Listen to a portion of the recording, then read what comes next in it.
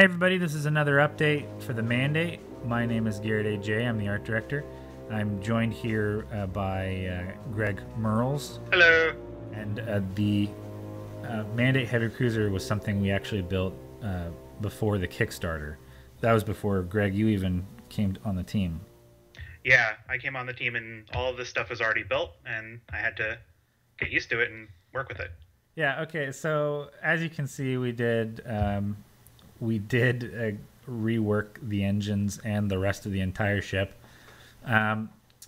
There's also a couple of other reasons why we did a redesign. One of them was that the first design was before anything about the Mandate faction or the Grand Fleet was even written, and it was basically at that stage it was just design a spaceship. But now that we've had some time with the story, we've had a lot of time to use this ship as our punching bag to run it through all our tests, to essentially learn everything we could from it. We've matured to the point where the Mandate really needs to take on its own character, so that character is now being displayed in the new version.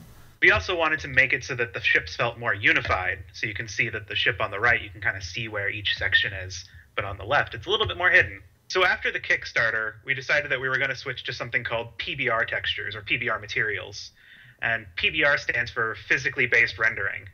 So all of the materials on the ship are based on real-life materials.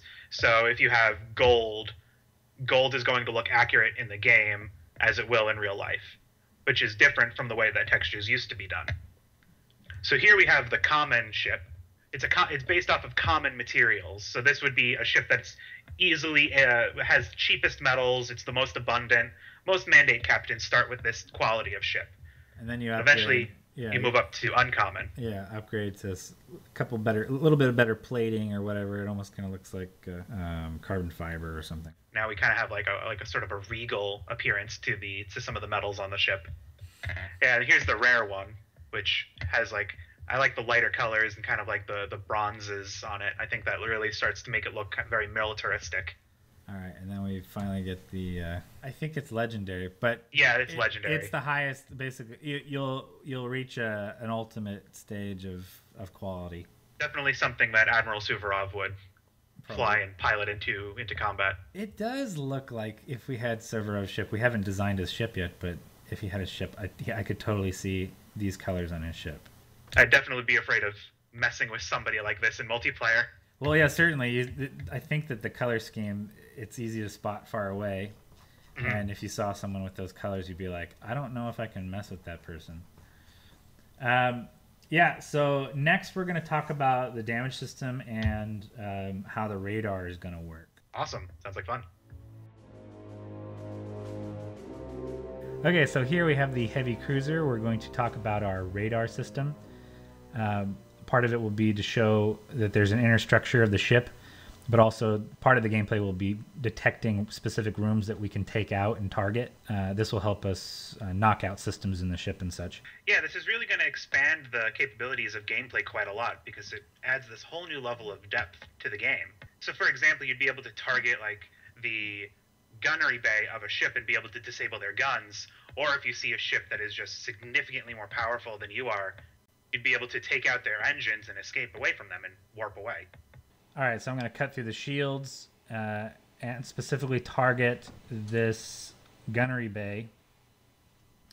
And the idea is if we knock out the gunnery bay, we don't have to blow up the guns on the outside of the ship.